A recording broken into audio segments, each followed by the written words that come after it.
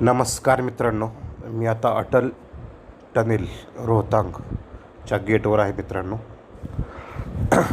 तुम्ही बघू शकता हा इंडियाचा झेंडा इथं लावलेला आणि हे आजूबाजूचा सगळा परिसर बर्फाने वेढलेला आहे.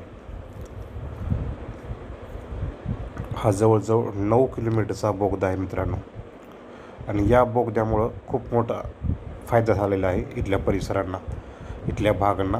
वाहतूक खूप जलद झालेली आहे. इथे अगोदर बर्फ पडायचा त्यामुळं रोड बंद असायचा.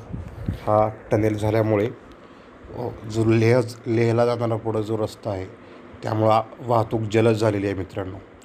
आणि हा परिसर जर तुम्ही बघाल ना, खरंच एक विलोभनीय दृश्य आहे. आजूबाजूनी पूर्ण बर्फाने वेढलेलं आहे.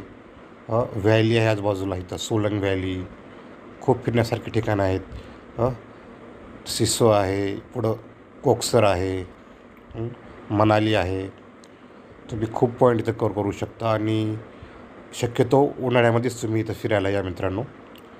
तो छान टाईम आहे इथं व्हिजिट करण्यासाठी. म्हणजे बर्फ पण नसतो आणि रस्ता मोकळा असतो.